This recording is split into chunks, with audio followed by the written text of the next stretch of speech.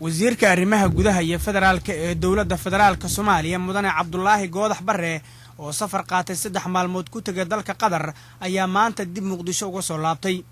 garoonka diyaaradaha aadan Cabdulle Cusmaan ayaa wasiirka waxa ku soo dhaweeyay mas'uuliyiin iyo agaasimayaal kamid ah wasaaradda arrimaha gudaha iyo federaalka. mudane Goodax Barre ayaa SNTV iyo Radio Muqdisho u sheegay in magaalada Dooxa uu tagay kulan uu la qaatay dhigaysa arrimaha gudaha ee Qatar. waxa uu tilmaamay in dawladda Qatar ay ballan qaaday taageerada buudhiska dalka Soomaaliya iyo horumarinta adeegyada bulshada ee magaalooyinka lagu xureeyay al-shabaab.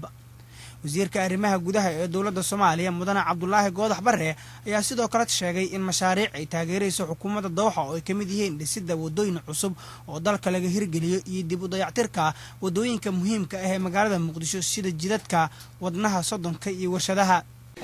bismillaahir rahmaanir rahiim. marka hore waxa way dhamaan waxaan salaamayaa daawadayaasha TV-ga qaranka meel kasta ay joogaan ay naga fiirsanayaan. marka xigto warbixinta safarkayga runtii waxay tahay wuxuu ahaa warbixin aad iyo aad wax lagu farxo ah. waxaan 3 maalin joogay magaalada Dooxa.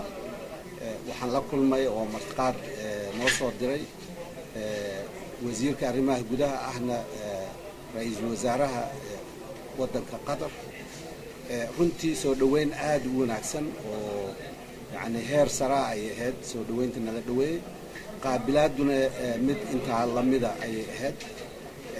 waxyaabihii aan ka hadlayno waxay ahayd xiriirka labada dal khaasatan labada wasaaradood ayaa wuxuu ahaa nuxurka ugu weyn oo wada hadalkeena.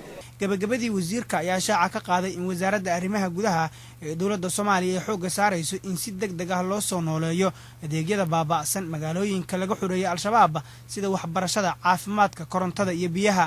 Cabdimaad Xuseen Abtidoon, SNTV, magaalada Xamar.